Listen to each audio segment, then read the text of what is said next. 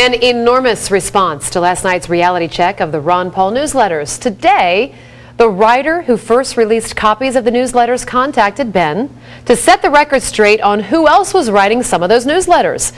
Ben has the information that isn't being reported anywhere else, and he's sharing it in a reality check reply all.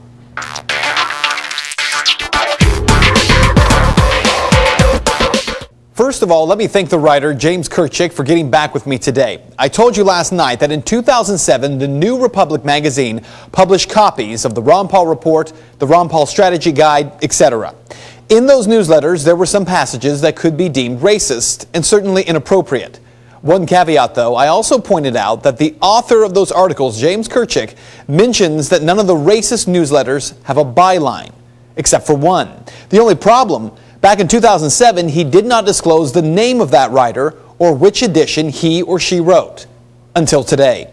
For the first time, I'm going to share with you the name of that writer. Take a look. It is a 1993 edition of the Ron Paul Strategy Guide.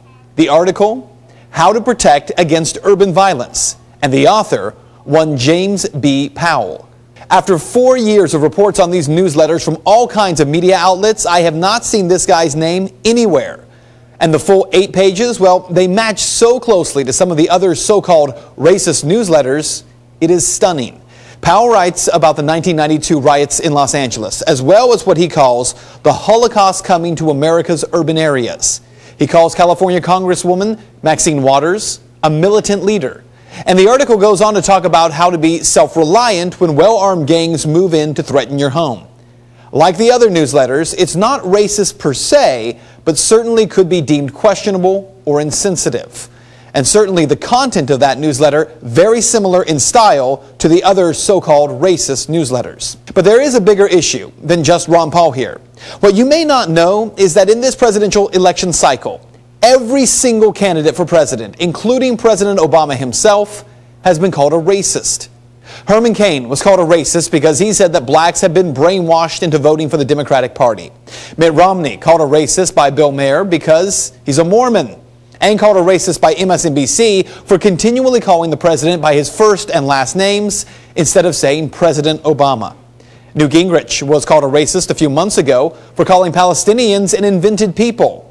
Michelle Bachmann called a racist a few months ago after saying African-American children and black families were better off during slavery, presumably because they had both parents living with them. She said she was taken out of context.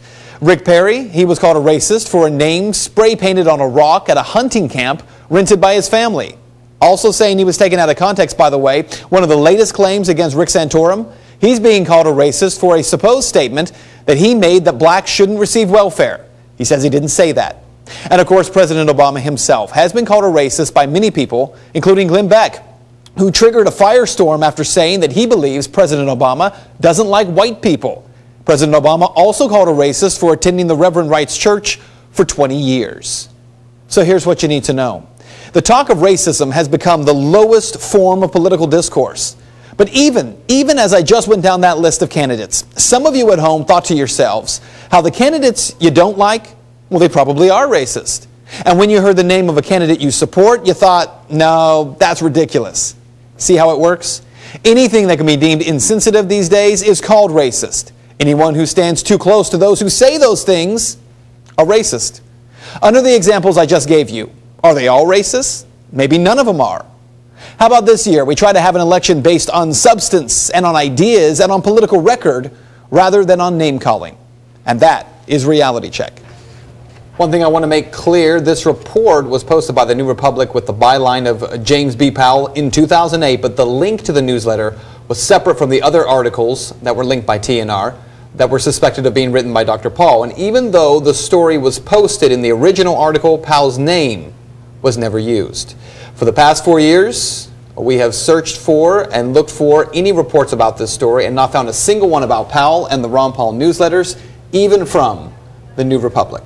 I'm going to post the entire 8 pages of his newsletter at the end of this story on our website.